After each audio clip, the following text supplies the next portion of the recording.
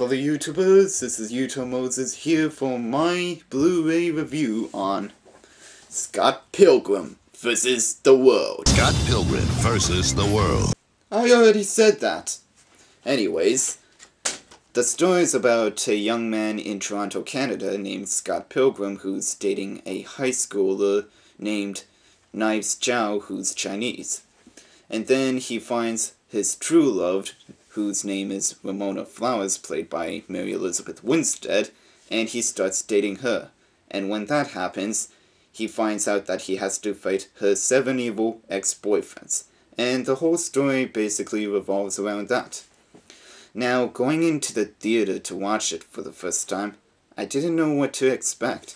But coming out, I just wanted to tell everyone to go watch Scott Pilgrim instead of whatever they're going to watch, because it was entertaining as hell from beginning to end. Edgar Wright, who directed Shaun of the Dead and Hot Fuzz, he did a definingly excellent job directing this, interpreting the tongue-in-cheek humor, the video game references, and the action from the comic books to the big screen. Now, Michael Cera, he's always going to be that nerdy, awkward kind of character actor who can never act as well as his co-stars. But he was badass as Scott Pilgrim. You have to admit that. Every fight he had with the evil exes rocked.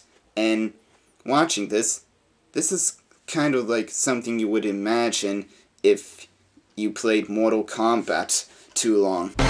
What? Stapler! Post it! Post it! Finish him. I liked how they included the character Knives, played by Ellen Wong, the one who was dating Scott Pilgrim in this. I liked how they included much more substance to the character compared to the comic books.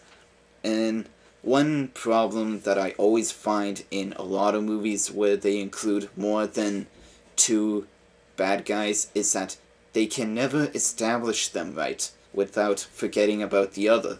While in Scott Pilgrim, you have 7 or more bad guys that are fascinating enough to make them memorable. Like, out of the 7, I would say my favorites are Matthew Patel, played by Satya Baba. That's the actor's name. And he's like a crossover between Chris Angel and Michael Jackson when you first see him. And the other would be Todd Ingram, played by Brandon Routh, who has these psychic powers just because he's a hardcore vegan. We have unfinished business, I and he. He and me. Don't you talk to me about grammar. I dislike you, capiche? Tell it to the cleaning lady on Monday. What? Because you'll be dust by Monday. Because you'll be pulverized in 2 seconds. And the cleaning lady, she cleans up. Dust. She dusts. Like any of the actors who are playing the evil exes are determined to get the MTV award for Best Villain. Especially Jason Schwartzman, who's my least favorite out of the 7 because he hands his part up as Gideon Graves. But I didn't dislike him. In fact, it made me want to watch more of his work after watching Scott Pilgrim.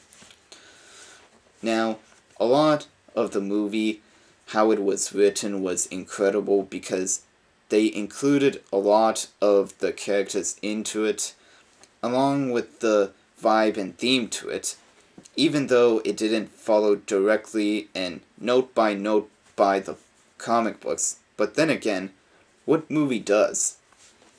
But I was pretty disappointed that it wasn't nominated for Best Special Effects. I mean, had these people watched this?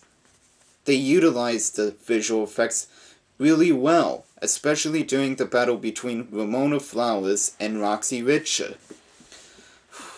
So even though it wasn't nominated for any Oscars or succeeded at the box office against The Expendables or Eat, Pray, and Love, it will be a cult film in its own way, and a lot of people will remember it in history. So in conclusion, this is the best movie of 2010, and I know that people may not agree with me because it stars Michael Cera, but he is the most animated he's ever been in this movie. And people are going to also complain that it's such a hipster movie, but let me tell you something. You're being a hipster just for complaining about this. Now, this is also my favorite Edgar Wright movie until he makes his next movie, which is about some mutated alien insects. I really don't know. But anyways, this was an awesome movie to watch. It really did follow the tagline, which was the epic movie of epic epicness. I didn't know the last time I had so much adrenaline pumped into me. Movie and video game nerds will chiz all over the seats watching this. Joygasm! I give Scott Pilgrim my 5 full stars. There was never a dull moment in it, nor did I ever yawn at any point, and I just feel honored just to talk about this. And this is probably the closest thing we may get to a great video game-based movie, because there really hasn't been. So let's go on to the special features now. This is the Level Up Collector's Edition, so let's swarm through them.